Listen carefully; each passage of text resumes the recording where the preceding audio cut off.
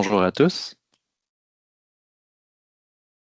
Quand même plusieurs personnes présentes ce matin. Je suis vraiment content de vous voir. Donc, je me présente, Samuel Champoux. Je vais être avec vous pour vous présenter la deuxième vague de 2025 pour Business Central. Juste un petit rappel avant de partir dans les nouveautés du fonctionnement de notre mise à jour chez Gestisoft. Donc, je ramène la slide que j'avais mis dans la présentation de la dernière wave, donc ça n'a pas changé. La seule chose, c'est que en ce moment, on est sur la vague 2, donc il faut regarder dans la ligne du bas. La version V27, donc de Business Central, la Wave 2 de 2025, est sortie déjà depuis octobre. Puis on a en ce moment aussi la version mineure de novembre V1 qui est sortie. Par contre, même si on est en ce moment rendu le 11 décembre, on n'a pas encore la version 2 de disponible. Donc, pour la création là, des sandbox, ça va attendre encore quelques jours ou euh, en espérant que ça soit avant les fêtes. Puis que ça nous laisse le plus de temps possible pour faire les tests. Donc, sinon, la fin pour ce qui est de la date limite devrait être en février, donc fin février. Comme à l'habitude, si jamais vous avez des gros empêchements ou des trucs qui font que vous avez besoin d'un peu plus de temps, vous pouvez prendre un arrangement avec moi et on va pouvoir repousser là, la date limite. Euh, puis, juste à noter qu'on est quand même limité, on ne peut pas repousser plus que 2 mois de plus. Sinon, Microsoft finisse par pousser la mise à jour quand même. Donc, ils ne veulent pas garder de personnes sur des anciennes versions. C'est tout à fait compréhensible. Donc, ça vous donne une idée aussi là, de comment ça va se passer pour la vague 1 de 2026, donc qui va être en fait quelque part au mois de juin l'année prochaine. Euh, donc, sans plus tarder, je vais passer à la liste des nouveautés. Donc, le but du webinaire, en fait, c'est de vous présenter les principales nouveautés. Il y a beaucoup de choses que Microsoft a fait, entre autres, avec les agents, donc l'agent des payables et l'agent des ventes, qui sont toutes listées une par une, chaque petite amélioration que je n'ai pas notée aujourd'hui. Il y en a vraiment beaucoup. Puis, en fait, si vous êtes des utilisateurs des agents, je vous invite à aller voir l'URL que j'ai ici pour voir toutes les améliorations.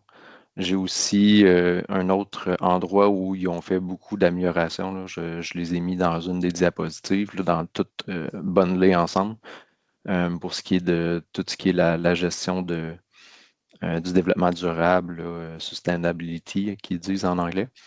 Donc, tout ça va être dans une seule slide.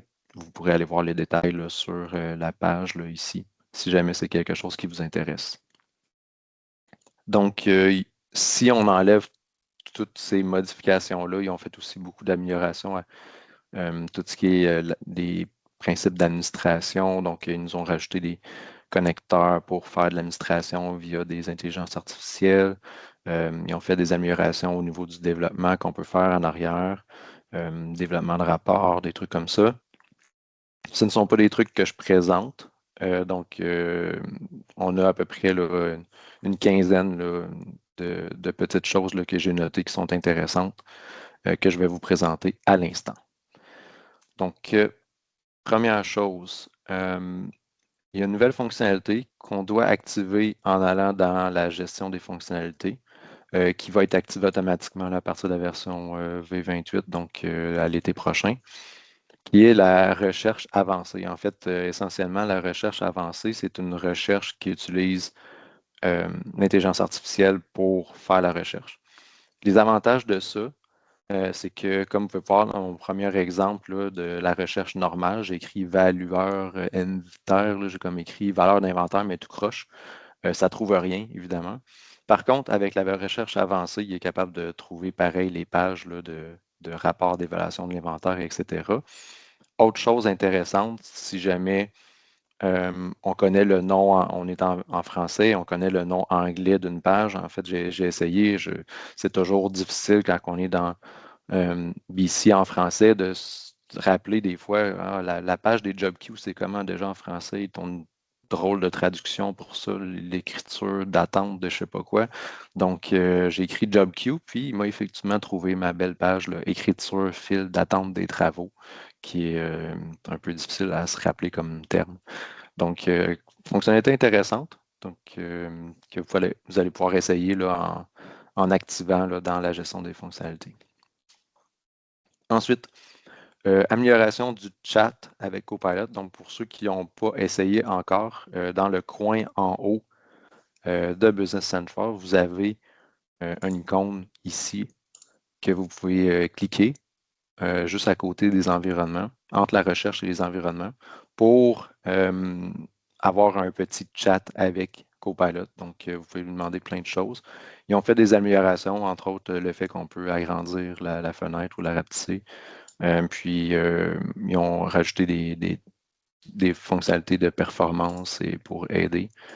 Si jamais vous ne savez pas trop comment l'utiliser, il y a un petit peu d'aide là, dans le bas où on peut faire afficher des guides pour dire, bon, ben, on veut rechercher quelque chose, expliquer quelque chose, demander des choses.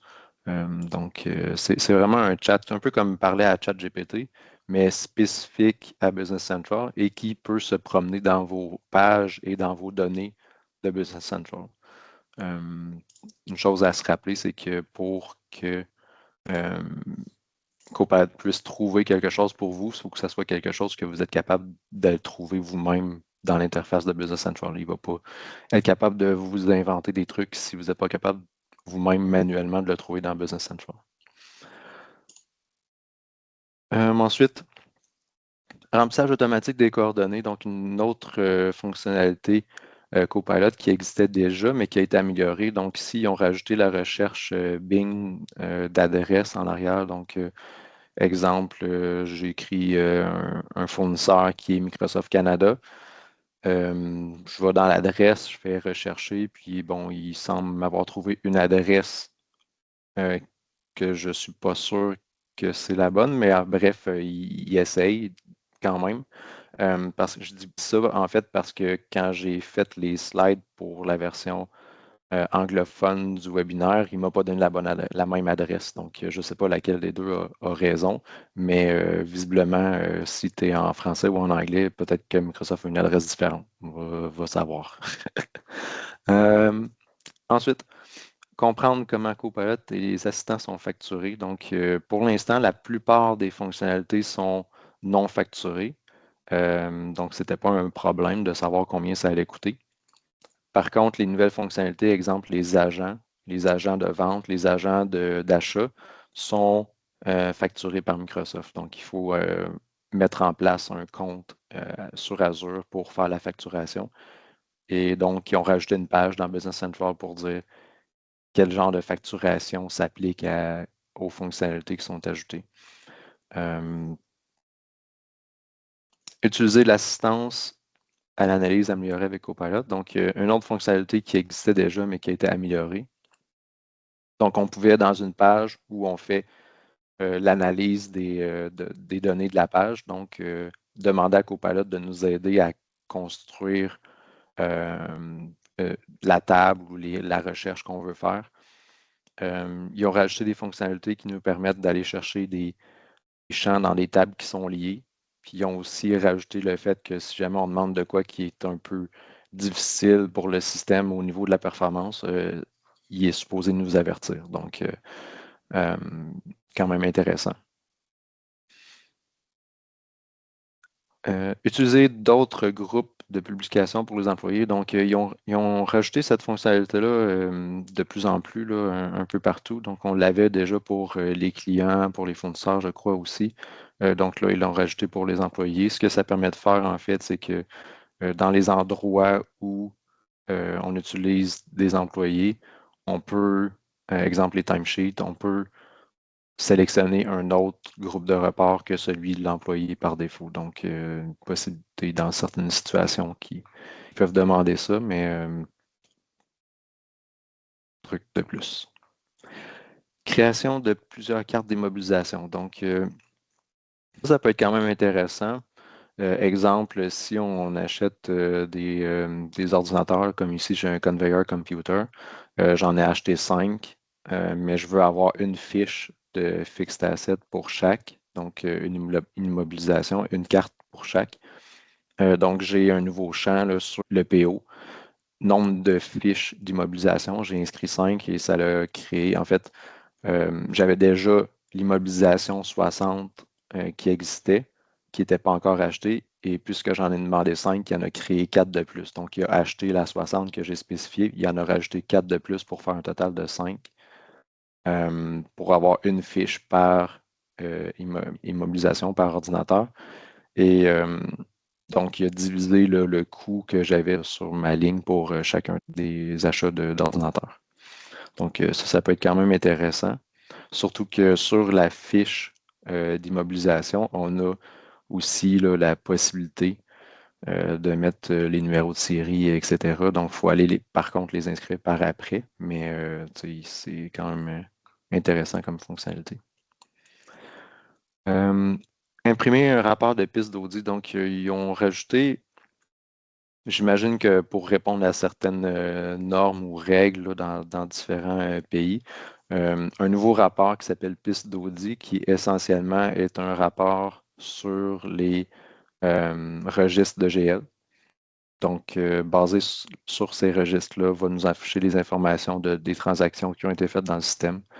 On peut sortir toutes les transactions, comme on peut sortir en différentes dates. Donc, nouvelle possibilité si c'est quelque chose qui est demandé ou nécessaire là, par les autorités ou par des vérificateurs, etc.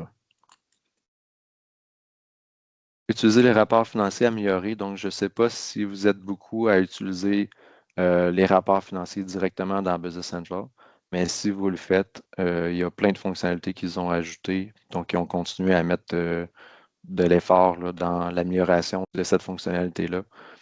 Donc, je ne vais pas lire toutes les possibilités, là, mais si c'est quelque chose que vous utilisez, je vous invite à aller explorer là, les nouvelles fonctionnalités puis voir si c'est quelque chose qui peut vous aider là, à faire des rapports plus intéressants. Donc, par la suite, amélioration des rapports sur les différés. Donc, pour tous les échelonnements qu'on fait, ils ont rajouté certains rapports, donc résumé des échelonnements GL, résumé échelonnement vente, achat, même chose. Ils ont aussi rajouté des pages de type liste qui vont nous permettre de voir les lignes avant qu'elles soient reportées. Donc, si on a des documents en cours qui ne sont pas encore reportés, on peut voir les lignes d'échelonnement avant de les reporter. Puis, donc, nouvelle fonctionnalité de vision. Évaluer la qualité des biens et des matériaux. Donc, un nouveau gros module que Microsoft ont ajouté, qui est en fait pour les clients existants, une app sur AppSource qu'on va devoir télécharger. Pour l'instant, par contre, n'était pas encore disponible, même cette semaine, là, quand j'ai fait la préparation de la présentation. Il n'était pas encore disponible, donc je crois que ça semblait dire peut-être janvier ou février. Donc, à suivre, qu'est-ce que ça va être comme module et est-ce que ça va être intéressant pour nous. Sûrement que si, dès que ça devient disponible, on va sûrement faire le tour de notre côté, puis en faire un webinaire là, juste pour ça, pour vous présenter les fonctionnalités qui sont possibles. Si on estime là, que ça vaut la peine et que ça peut être pertinent là, pour certains de nos clients. Donc, vous allez sûrement en réentendre parler. Donc ici, c'est les fonctionnalités dont je parlais au début là, par rapport aux gestions du développement durable. Là. Il y a toute une liste, là, c'est un peu petit peut-être sur la photo, mais bref, si c'est quelque chose que vous utilisez, ils ont fait plein d'améliorations là, par rapport à ça. Donc tout ce qui est la gestion de l'utilisation du CO2, etc. Donc toute la journalisation de ça qui est améliorée là, de chaque version qu'ils font, là. Donc, je pense que ça nous vient plus, en fait, des règles en Europe, là, mais on est quand même capable d'en profiter ici si jamais c'est quelque chose qui vous intéresse ou qui est peut-être intéressant pour, pour votre entreprise. Donc, ça fait déjà le tour des éléments que j'avais notés. Donc, si vous avez des questions, on a du temps en masse pour faire des vérifications ou regarder directement dans Business Central. Donc, n'hésitez pas à les poser. Puis sinon, s'il n'y a pas de questions, ben, on va sûrement se reparler dans les prochaines semaines. Dès que les sandbox vont être créés, vous allez recevoir un courriel avec un lien pour faire les tests et faire des tests jusqu'à la fin février pour la nouvelle version. Donc, merci à tous d'avoir été là et je vous souhaite une excellente fin de journée.